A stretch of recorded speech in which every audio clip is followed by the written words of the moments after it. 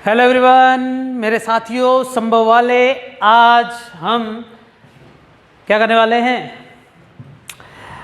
आज अपन वेक्टर की एक्सरसाइज करेंगे। प्रीवियस ईयर क्वेश्चंस पेपर जो सॉल्व करने का वादा किया गया था उस पर हम अमल करने जा रहे हैं। तो सबसे पहला फिजिक्स का जो आज हमने एक्सरसाइज उठाई है वो कौन सी एक्सरसाइज उठाई है मैं आपको बता दूं। प्लानर के हिसाब से बेसिक मैथमेटिक्स मैंने कुछ ऐड करा था, बेसिक मैथमेटिक्स के साथ ही हमने वेक्टर को ऐड कर लिया है और वेक्टर की आज हम एक एक्सरसाइज को कंप्लीट करने वाले हैं। प्रीवियस ईयर 10 साल के क्वेश्चंस को अपन डील करेंगे अभी इस लेक्चर में, है ना।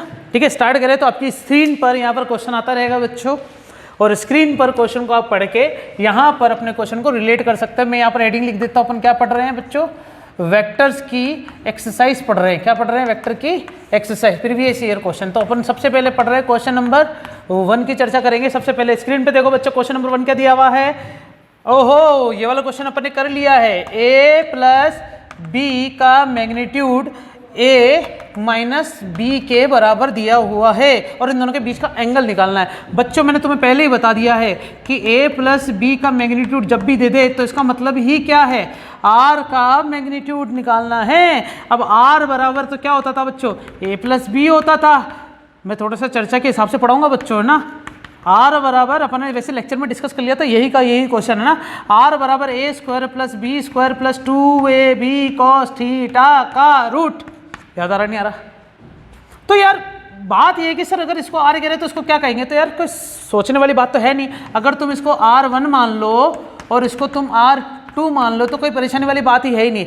तुम्हें पता है बच्चों ए प्लस बी कब आता था? जब A square plus B square plus 2ab cos theta हो, और यहाँ पर A square plus B square plus नहीं माइनस का 2ab cos theta. A square B square कू स्क्वायर आ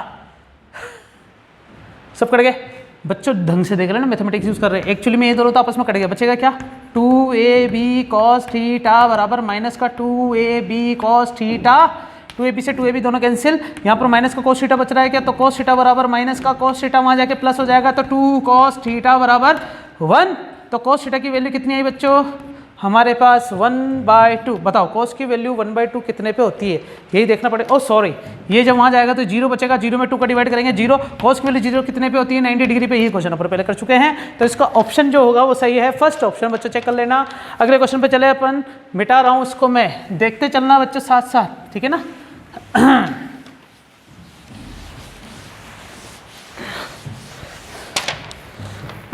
अगला क्वेश्चन देखो बच्चों, क्या दिया हुआ हमारे पास कि क्वेश्चन नंबर 2 पर ए क्रॉस बी का जो मैग्नीट्यूड है वो √3a डॉट बी के बराबर है।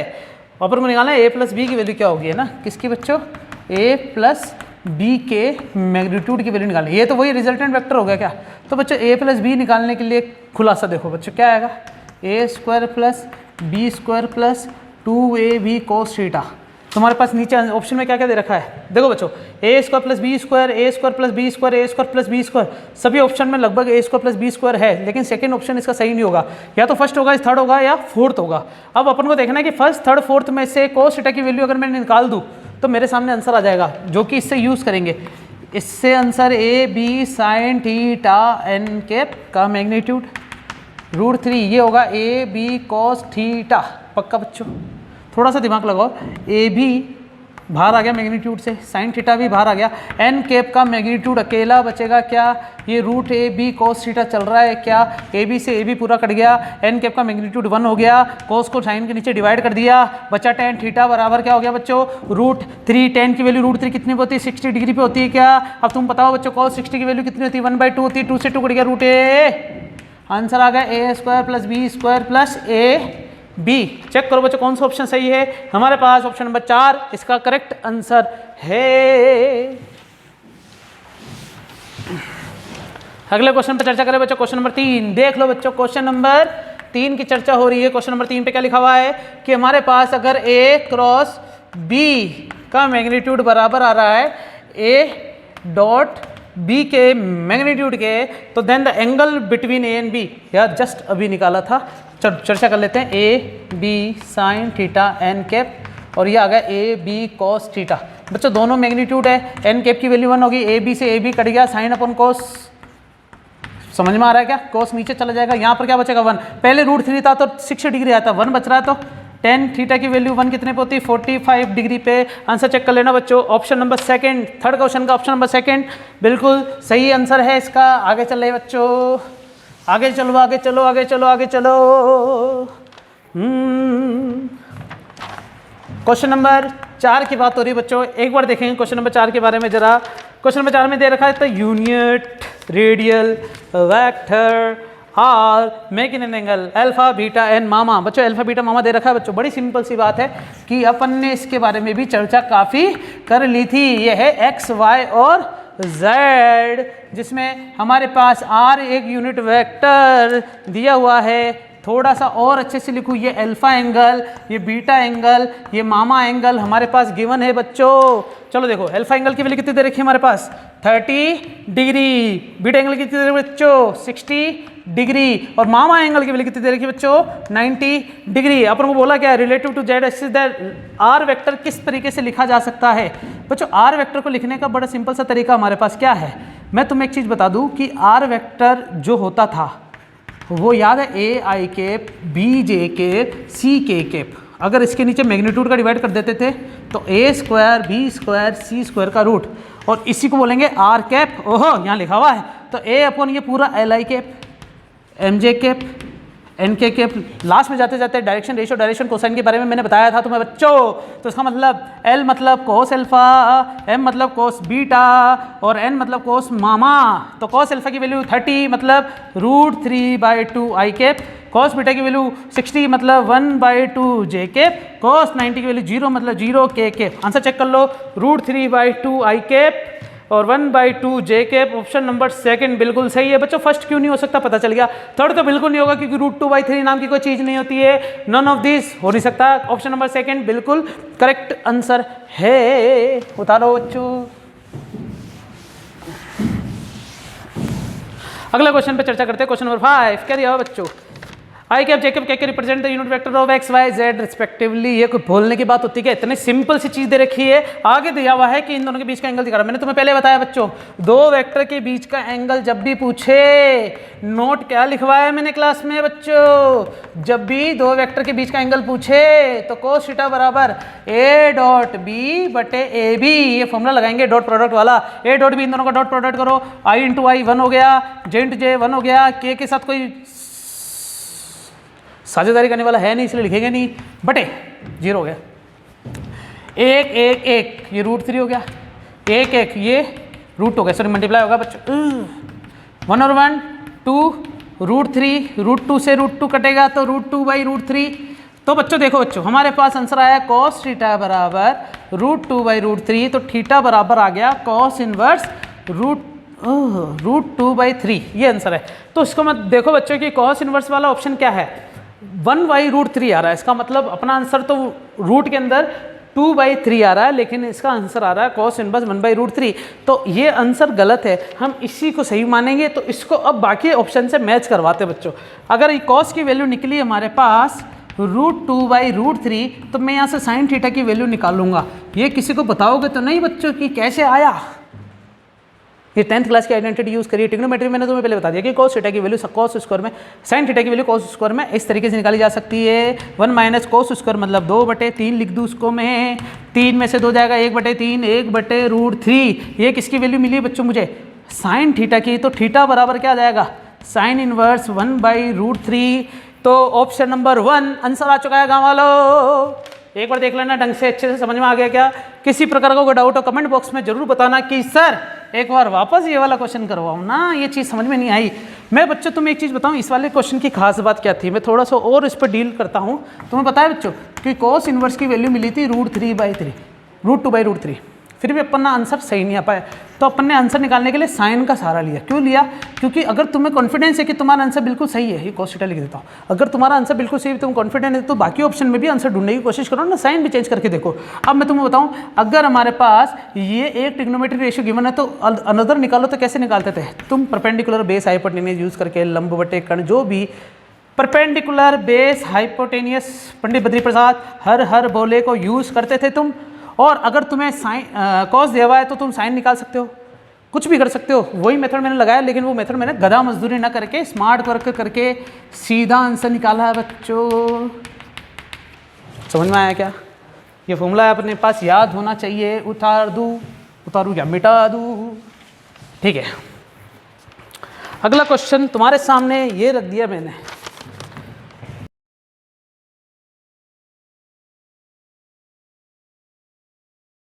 ओके बच्चों, एफ वेक्टर दे रखा, आर वेक्टर दे रखा और अपन को बोला है कि या टॉर्क निकालो, तो टॉर्क का फॉर्मूला हमें याद होना चाहिए आर क्रॉस एफ। बच्चों होमवर्क दो तुम्हें ये पक्का ना, आई कैप जे कैप के कैप, ये मैंने वैसे भी दिया था। आई के पहले आर के वेक्टर की वैल्यू लिखी जाएगी 7 3 1, फिर इसकी वैल्यू लिखेंगे -3 1 और 5। डिटर्मिनेंट वाला मेथड यूज़ करना है। आई कैप को छुपाओगे तो 3 पंजे 15, इंग्लिश में 3 5 जा 15 -1, आंसर आया 14 आई कैप। फिर जे के को छुपाएंगे तो 7 5 जा 35, माइनस माइनस प्लस 3 38 हो जाएगा क्या बच्चों? लेकिन आगे माइनस आएगा क्योंकि फॉर्मूला है। के कैप की बात करेंगे तो 7 1 जा 7, 3 3 जा 9, 7 7 जा, ये होगा 16 के कैप। तुम चाहो तो इसको ढंग से स्पीड कम करके चेक कर सकते हो, घर पे ट्राई कर सकते हो, आंसर यही मिलेगा। एक और ऑप्शन चेक कर लेते हैं बच्चों। ऑप्शन नंबर फर्स्ट बिल्कुल करेक्ट जवाब हमारे सामने आ चुका है। Question number 6 complete. चेक कर लो बच्चों।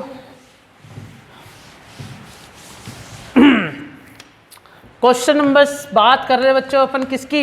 7th की। 6 वेक्टर्स ए थ्रू एफ। ओहो बहुत सारे वेक्टर दे रखे बच्चों। तो मैं काम करता हूँ बच्चों, इन सभी वेक्टर को सिस्टमेटिक तरीके से अरेंज कर लेता हूँ। सबसे पहले ए वेक्टर किस डायरेक्शन में जा रहा है? पक्का। दूसरा बी वेक्टर किस डायरेक्शन में जा रहा है? पक्का। तीसरा सी वेक्टर किस डायरेक्शन में जा रहा है? पक्का। फिर डी वेक्टर किस डायरेक्शन में जा रहा है? पक्का। फिर ई वेक्टर किस डायरेक्शन में जा रहा है? पक्का। फिर एफ वेक्टर किस डायरेक्शन में जा रहा है? बच्चों एफ वेक्टर ये दोनों डायरेक्शन में कहलाएगा। तुम इसको भी बोल सकते हो और इसको भी बोल सकते हो। अंदर घुस रहा है ना, अंदर घुस रहा है या यहाँ से बाहर निकल रहा है? सोचो। ऑप्शन चेक करते हैं अपन तो कौन कौन से सही हो सकते हैं। जैसे बी ई मतलब बी और ई में एफ कहीं दूर दूर तक नहीं दिख रहा बच्चों। बी और ई में एफ यहाँ बाहर निकलता होना चाहिए था। तुम्हें याद है बच्चों? अगर ए वेक्टर है, ये बी वेक्टर है, तो आर वेक्टर किसके बराबर होगा? ए प्लस बी के बराबर। इसके बीच में से जाएगा डायगोनल होते हुए। तो डायगोनल में तो तुम्हें दिख रहा है ई और डी के लिए ही है एफ, बाकी किसी के लिए नहीं है बच्चों। ए सी ये सॉरी ए और बी का भी रिलेशन बन सकता है या सी बी का भी रिलेशन बन सकता है, लेकिन एफ को बाहर होना चाहिए था क्योंकि दोनों बाहर जा रहे हैं, लेकिन एफ अंदर घुस रहा है। तो बाहर ये निकल रहा है, ये निकल रहा है, ये निकल रहा है, तो ऑप्शन नंबर ये सही होना चाहिए। तो इसका मतलब इसका आंसर आना चाहिए एफ बराबर ई प्लस डी। चेक कर रहा है चार पैरेललोग्राम रूल लग रहा नहीं लग रहा इसमें बच्चों? चेक कर लो एक बार। ऑप्शन नंबर 4 इसका आंसर है डी प्लस ई बराबर एफ वेक्टर। एक चीज़ बता दूं बच्चों, मैं ई प्लस डी को डी प्लस ई लिखते कोई फर्क नहीं पड़ता है, परेशानी वाली बात है ही नहीं बच्चों। देखो प्रूफ करूं मैं, ये मान लो ए वेक्टर है, ये मान लो बी वेक्टर है, ये आर वेक्टर है, ये बी है तो ये बी हो गया। सोचो इसको सोल्व करोगे तो ये आएगा ए प्लस बी, लेकिन जब इसको सोल्व करोगे तो क्या बी प्लस ए आ गया? क्या दोनों की वैल्यू क्या सेम आ रही नहीं आ रही है? ए प्लस बी प्लस ए के बराबर होती है। तो इसका मतलब ये कम्यूटेटिव लॉ को फॉलो करते हैं। चेक करने के लिए मैंने एग्जांपल बता दिया बच्चों। क्वेश्चन क्या आ सकता है कि वेक्टर एडिशन क्या वेक्टर कम्यूटेटिव लॉ को फॉलो करता है कि? तो अपना आंसर है बच्चों हाँ। क्वेश्चन नंबर 8, क्वेश्चन नंबर 8 की बात हो रही है बच्चों, ढंग से देखेंगे। क्वेश्चन नंबर 8 क्या कह रहा है? Position vector of R is a function given by R is equal to, ये थोड़ा सा अच्छा क्वेश्चन है। 2 पाई टी है, यहाँ आई कैप है, 4 cos 2 पाई टी है, उसके बाद जे कैप है। अरे यहाँ लगाना था ब्रेक, ठीक है। बोला क्या बच्चों? Which one of the following statement is wrong for the motion of particle? Particle motion के लिए कौन सा स्टेटमेंट गलत है? सबसे पहले स्टेटमेंट क्या देगा? Magnitude of the velocity of the particle is 8 metre per second. Velocity निकाल के देख लेते हैं ना, वेलोसिटी बराबर D R by D T. बोलो हाँ। डिफरेंशिएशन बच्चों याद आ रहा है? बेसिक मैथमेटिक्स का कंसेप्ट यूज करेंगे, डिफरेंशिएशन। कौन सा डिफरेंशिएशन पढ़ लिया सबने? पढ़ लिया होगा। 4 बार साइन का डिफरेंशिएशन लिखना पड़ेगा ना बच्चों, डी अपॉन डी टी। ये वाला डिफरेंशिएशन मैं बिल्कुल अच्छे तरीके से करके बताऊंगा गाँव वालों तुमको, बिल्कुल अच्छे तरीके से करके बताऊंगा। कैसे करके बताऊंगा? बिल्कुल अच्छे तरीके से करके बताऊंगा। cos 2 पाई टी जे के। एक बार चेक कर लेना बच्चों, समझ में आया क्या? बिल्कुल सही है। 4 बार है, साइन का डिफरेंशिएशन cos 2 पाई टी पूरा बार। अब किसका डिफरेंशिएशन होगा बच्चों? अब होगा 2 पाई टी का। याद आ रहा ना बच्चों? मैंने एक तरीका बताया था साइन ओमेगा टी का कैसे करेंगे। पहले साइन का करेंगे फिर ओमेगा टी का करेंगे। वैसे यहाँ पर ओमेगा टी मतलब 2 पाई टी, ये आई कैप चल रहा है कि बच्चों, ओह, प्लस 4 कोस का क्या हो गया, माइनस का साइन 2 पाई टी। अब किसका होगा बच्चों, डी अपॉन डी टी। यार ये ऊपर आ जाएगा बच्चों, थोड़ा सा देख लेना, 2 पाई टी, थोड़ा सा देख लेना बच्चों, कोई परेशानी वाली बात नहीं है, ठीक है ना। आगे देखो 4 दूनी 8, 8 पाई टी का डिफरेंशिएशन 1 हो गया, 2 पाई बाहर आ जाएगा बच्चों ना, क्या बचेगा, cos 2 pi T minus 8 pi sine 2 pi T, common क्या रहा बच्चों, 8 pi cos 2 pi T I cap minus sine 2 pi T J cap. सही है, यहाँ आई कैप और यहाँ जे कैप आएगा, ठीक है ना। शॉर्ट में करते हैं अपन तो। ये v का वेक्टर मिला है, लेकिन मुझे v का तो मैग्नीट्यूड चाहिए, क्योंकि इसने मैग्नीट्यूड दे रखा है बच्चे, वेक्टर कहीं पे भी नहीं दे रखा। मैग्नीट्यूड निकालने के लिए पूरा मैग्नीट्यूड निकालूंगा, 8 पाई पूरा बाहर आ जाएगा, cos square 2 pi T plus sine square 2 pi T का रूट, याद आ रहा है नहीं आ रहा।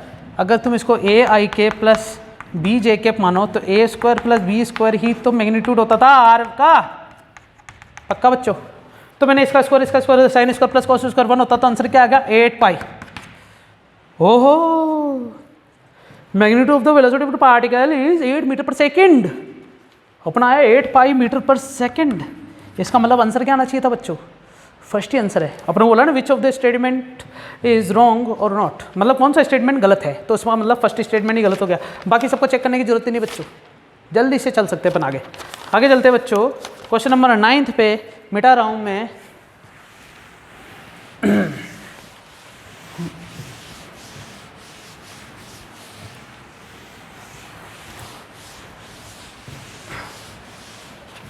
देखो बच्चों क्वेश्चन नंबर 9 की बात, डायग्राम कैसे दिया हुआ अपन को, अपन को ये दे रखा है कि एक पॉइंट है ए पर इस टाइप से वेक्टर जा रहा है, जिसका मतलब है 2 आई कैप और 3 जे कैप, ऐसा कुछ दिया हुआ है ना बच्चों, दोनों की डायरेक्शन दे रखी है। तो 2 I cap plus 3 J cap दिया हुआ है, और अपन को बोला कि इस पॉइंट पर बताओ बी पॉइंट पर वेक्टर क्या होगा ना, बी पॉइंट पर। तो सोचो बच्चों, मैं तो सीधा इसको समझाने के लिए यही करूंगा, ये वाला कौन से क्वाड्रेंट में जा रहा है, इस वाले में, ये वाला कौन से क्वाड्रेंट में जा रहा है, इस वाले में। देखा जाए तो इसमें भी 2 आई कैप यूज हो रहा है, इसमें भी 2 आई कैप यूज हो रहा है, बस इसमें 3 जे कैप है, तो इसमें माइनस का 3 जे कैप, आंसर कौन सा वाला होगा, फर्स्ट वाला। चेक कर लो, पक्का ना। यहाँ पर नीचे चला गया ना, एक्स तो वही सेम डायरेक्शन में, उतारो। अगला क्वेश्चन। अब तुम सोचो बच्चों कि सेकंड ऑप्शन क्यों नहीं हो सकता इससे पहले वाले क्वेश्चन का, क्योंकि वो बिल्कुल एज इट इज वैसे ही जा रहा है जिस डायरेक्शन में जा रहा था, गलत हो जाएगा। थर्ड वाला भी नहीं हो सकता क्योंकि वो थर्ड क्वाड्रेंट में हो जाएगा। फोर्थ वाला नहीं हो सकता क्योंकि वो सेकंड क्वाड्रेंट में हो जाएगा। पक्का बच्चों, सेकंड क्वेश्चन मतलब ऐसे नहीं, अपन को ऐसा करना ही नहीं है, गलती चीज़ कुछ करनी ही नहीं अपन को। आगे चलते हैं। 10वां क्वेश्चन बड़ा ही अच्छा क्वेश्चन है बच्चों, क्वेश्चन नंबर 10। चर्चा करो क्वेश्चन नंबर 10 की, क्या लिखा हुआ है, vector A B C such that A dot B बराबर 0। अपन को बोला है कि ए डॉट बी 0 दिया हुआ है और ए डॉट सी भी क्या दिया हुआ है बच्चों अपन को, 0। Then vector parallel to A is, vector A के पैरेलल क्या होगा, सोचो बच्चों, ए डॉट बी 0 है तो बी वेक्टर ए के जो होगा वो परपेंडिकुलर होगा, और सी वेक्टर भी परपेंडिकुलर होगा किसके बच्चों, ए के, होगा नहीं होगा। अब मुझे निकालना है कि ए के पैरेलल वेक्टर कौन सा है। तो पैरेलल वेक्टर निकालने के लिए सोचो, हमारे पास मान लो ऑप्शन नंबर 1 दिया हुआ है ए क्रॉस बी है। तो यार जब मुझे बोल रखा है कि ए बी का जो डॉट प्रोडक्ट है वो 0 है, तो इसका मतलब दोनों परपेंडिकुलर है, तो ए के पैरेलल तो बी हो ही नहीं सकता, तो इसका मतलब ये तो रॉन्ग हो गया ऑप्शन। दूसरा वाला ऑप्शन है बी प्लस सी। ओहो, बी प्लस सी। सोचो बच्चों कि जब अपन को बोल रखा है कि ए वेक्टर जो है वो परपेंडिकुलर है बी के, ए वेक्टर है जो परपेंडिकुलर है सी के, मान लो बी और सी जो है वो कैसे जा रहे हैं, दिमाग लगाए थोड़ा सा, मैं ऐसे ही बोल देता हूँ उसको, ये है ए वेक्टर, ये है बी वेक्टर, ये है सी वेक्टर। सोचो ज़रा, क्या ए बी वेक्टर परपेंडिकुलर है? नहीं, बिल्कुल है। क्या ये दोनों परपेंडिकुलर है या नहीं? ये भी है कि नहीं बच्चों? ए और सी भी परपेंडिकुलर है। फिर बी और सी का सम कहाँ से निकलेगा पता ना तुम्हें बच्चों? बिल्कुल बीच में से निकलेगा रिजल्टेंट वेक्टर के हिसाब से। सोचो, क्या ए और बी प्लस सी दोनों पैरेलल हो सकते हैं क्या? अब हो ही नहीं सकते किसी कीमत पे, तो इसका मतलब ये भी क्या हो गया बच्चों? रॉन्ग हो गया। यार इन दोनों का कहानी समझ में आ रही है? बिल्कुल बीच में से निकलेगी ये देख लो एक बार, ये वाला ए वेक्टर है, ये बाहर निकल रहा है जो सी वेक्टर है, ऊपर वाला जो बी वेक्टर है, बी और सी वेक्टर का ये जो बाहर निकल रही है ना ये वाली उंगली इस डायरेक्शन में होगा, तो ये वाला और ये वाला क्या एक दूसरे के पैरेलल दिख रहा है कि पैरेलल तो तब होता है जब दोनों ऐसे होता है, यो ठीक है छोड़ो। अगला ऑप्शन क्या दिया हुआ बच्चों हमारे पास ऑप्शन दिया हुआ है बी क्रॉस सी, तीसरा ऑप्शन है बी क्रॉस सी। बच्चों बी क्रॉस सी की कहानी बताऊँ मैं, बी क्रॉस सी का आंसर होता था B C sine theta N के, मतलब बी क्रॉस सी से वेक्टर क्वांटिटी मिलती थी और वेक्टर क्वांटिटी की डायरेक्शन कौन बताता था, एन कैप। अब सुनो बी और सी के एन कैप का मतलब क्या होगा, ए वेक्टर। इसका मतलब बी क्रॉस सी जो है वो थोड़ा सा खतरनाक तरीके से लिखने वाला हूं, ये दोनों तो गलत हो गए बच्चों, मिटा रहा हूं इसको मैं ना, मस्त चीज सी बता रहा हूं मैं। देखो ए क्रॉस बी बराबर 0 है, अबे क्रॉस नहीं है, ए डॉट बी बराबर 0 है और ए डॉट सी बराबर 0 है, और मुझे जो चर्चा करनी थी ना वो किसके लिए करनी है मैं बताता हूँ। पी क्रॉस क्यू अगर आता तो आंसर आता है P Q sine theta N cap, तो मैं लिख देता हूँ कि पी क्रॉस क्यू जो है ना वो along the direction of N cap होता है। तो इस वाले केस में अगर मैं बी क्रॉस सी करता हूँ तो इसका जो एन कैप है वही ए कैप है, इसका मतलब बी क्रॉस सी अलोंग कौन सी डायरेक्शन में है, ए डायरेक्शन में है, इसका मतलब बी क्रॉस सी क्या पैरेलल हो जाएगा क्या ए के। ये खतरनाक चीज़ है बच्चों, याद रख लेना इसको। ऑप्शन इसका बिल्कुल सही है 3, और बी एंड सी तो हो ही नहीं सकता क्योंकि बी और सी दोनों परपेंडिकुलर पहले से दे रखे, तो पैरेलल कैसे हो सकता है, तो बी क्रॉस सी इसका बिल्कुल करेक्ट आंसर है बच्चों। ये कंसेप्ट बताना मुझे बहुत जरूरी था, इसलिए उतार लो इसको जल्दी से। क्वेश्चन नंबर 10 कंप्लीट हो गया हमारे सामने बच्चों। स्क्रीन पे क्वेश्चन आते तो रहे ना तुम्हारे पास, कोई परेशानी नहीं होनी चाहिए तुम्हें। क्वेश्चन नंबर 11th मैं करवा रहा हूँ, 12th तुम खुद करना बच्चों ना। क्या दिया बोलो, a particle has initial velocity 2i cap plus 3j cap, 2i cap plus 3j cap, ये इनिशियल वेलोसिटी दे रखी मतलब u वेक्टर क्वांटिटी है, एंड एक्सेलरेशन दिया हुआ है a बराबर 0.3i cap plus 0.2j cap. फिर अपन को क्या बोला है, the velocity after 10 second will be, 10 second के बाद वेलोसिटी निकालनी है तो v बराबर हो जाएगा u प्लस ए टी। मैं डायरेक्ट यूज़ कर लूँ ना बच्चों, ये मोशन अपन स्टार्ट नहीं करा फिर भी इक्वेशन तो यूज़ कर सकते हैं, बिल्कुल कर सकते हैं।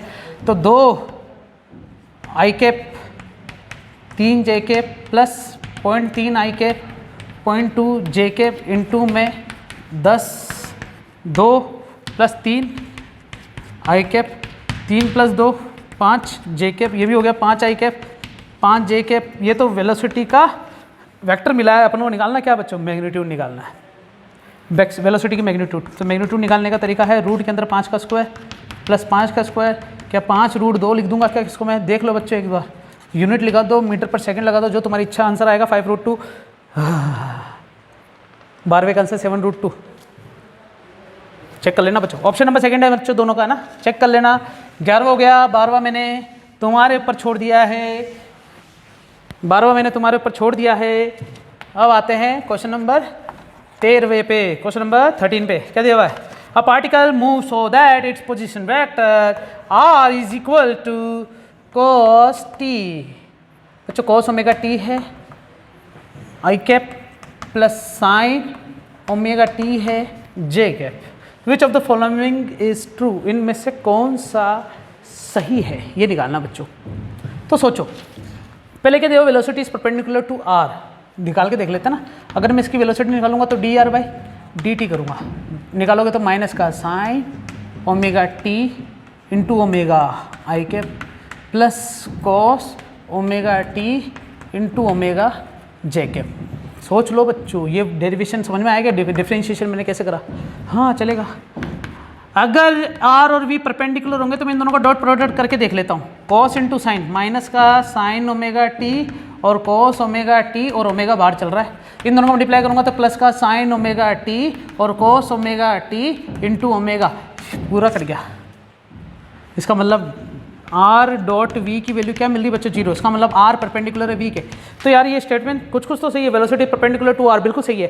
And acceleration is direction toward to origin, तो एक्सेलरेशन निकालूँ उसका मैं, D by D T V, velocity का वापस एक बार डिफ्रेंशिएशन कर दो इसका बच्चों, तो ओमेगा स्क्वायर हो जाएगा, साइन का हो जाएगा कॉस ओमेगा टी, और माइनस तो रहेगा ही रहेगा आई कैप, यहाँ पे माइनस आ जाएगा, माइनस का omega square sine omega T J cap. थोड़ा सा दिमाग लगा लो बच्चों, डिफरेंशिएशन मैंने थोड़ा शॉर्ट में कराया। कैसे कराया? पहले साइन का होगा फिर ओमेगा टी का होगा, फिर इसमें भी यही करा ना, ओमेगा पहले से चल रहा तो ओमेगा स्क्वायर हो जाएगा, माइनस माइनस ओमेगा स्क्वायर दोनों को कॉमन ले लिया, क्या बचेगा cos omega T I cap plus sine omega T J cap. बच्चों थोड़ा सा दिमाग लगाओ, ये ऐसे एंड क्या कंसेप्ट हो गया बच्चों, क्या ये आर के बराबर हो गया क्या? दिमाग लगा लो, देख लो, और यही एक्सेलरेशन मिला क्या? सोचो बच्चों, एक्सेलरेशन की डायरेक्शन आर पे डिपेंड कर रही है, लेकिन ओमेगा स्क्वायर भले फर्क नहीं पड़ता, लेकिन आगे क्या लगा माइनस, माइनस मतलब अगर आर इधर जा रहा है तो ये पीछे जाएगा, पीछे मतलब आर होता है रेडियस, बाहर निकलता है, तो एक्सेलरेशन टुवर्ड्स दी ओरिजिन, समझ में आ गया, टुवर्ड्स दी ओरिजिन। डायग्राम कुछ इस टाइप से बनेगा बच्चों इसका, ये अगर आर है तो ये इसका एक्सेलरेशन होगा, ये गोल गोल घूम रहे हैं ना ऐसे, पक्का बच्चों समझ में आ गया? तो पहला ऑप्शन यार सही है, दूसरा चेक करें, velocity is perpendicular to R and the acceleration is directed toward away from the origin, तो गलत हो गया, ओरिजिन की तरफ जा रहा है। तीसरा ऑप्शन है velocity and acceleration both perpendicular to R, गलत जवाब, वेलोसिटी है केवल एक्सेलरेशन नहीं है, velocity and acceleration both parallel to R, velocity तो परपेंडिकुलर दी हुई है, इसका मतलब ऑप्शन नंबर फर्स्ट बिल्कुल सही है बच्चों, ऑप्शन नंबर फर्स्ट बिल्कुल सही है। उतार लो बच्चों, उतार लो उतार लो उतार लो उतार लो उतार लो।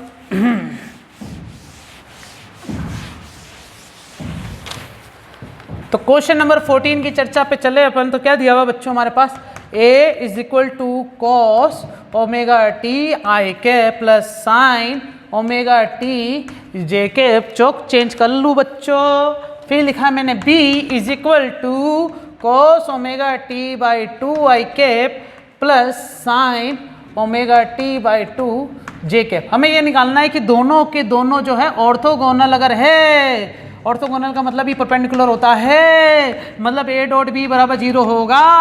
इसका मतलब तुम्हें बोला है कि t की वैल्यू क्या होगी जब ये दोनों 0 होंगे। डॉट प्रोडक्ट चेक करते हैं, इसको इससे मल्टीप्लाई करेंगे, डॉट प्रोडक्ट करेंगे तो cos omega t dot cos omega t by 2 sign omega t dot sign omega t by 2।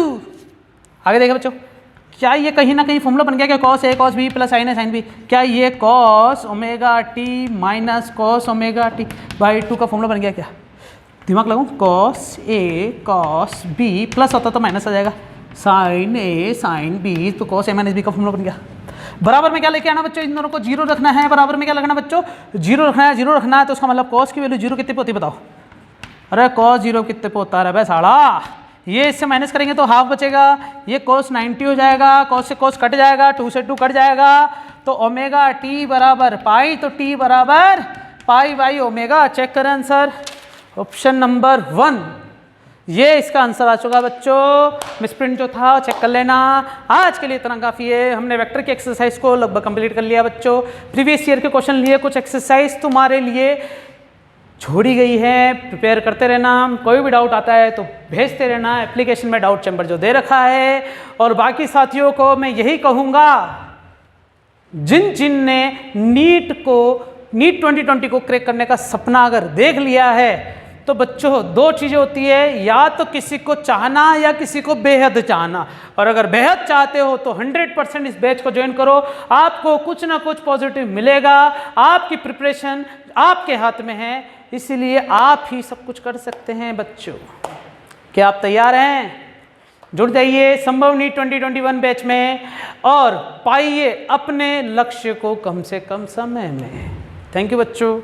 अगर आप ऐसे ही बाकी सब्जेक्ट के बारे में भी जानकारी लेना चाहते हैं तो आप सब्सक्राइब कर सकते हैं हमारा channel Brain Train NEET JEE. ये कोई प्रमोशन चैनल नहीं है, मैं आप सबको बता दूं बच्चों, ये आपकी सहूलियत के लिए है कि आप हमारे Brain Train NEET JEE channel पर जाके एक बार चेक कीजिए कि क्या आप नीट 2021 के लायक है या नहीं। आपको अपनी स्ट्रेटेजी वहाँ पता चल जाएगी। आप हमारे चैनल को सब्सक्राइब कर सकते हैं और फास्ट लर्निंग क्लासेस पर आपको रेगुलर ये डाउट क्लासेस प्लस प्रीवियस 10 साल और 15 साल के क्वेश्चन आपको सॉल्व करवाते हुए वीडियो मिलते रहेंगे। और इसी प्रकार अगर आप जुड़े रहेंगे कि इस नीट 2021 को आप संभव बना सकते हैं। Thank you very much. This is your one and only Jackie sir, your physics teacher as well as founder of Brain Train NEET JEE।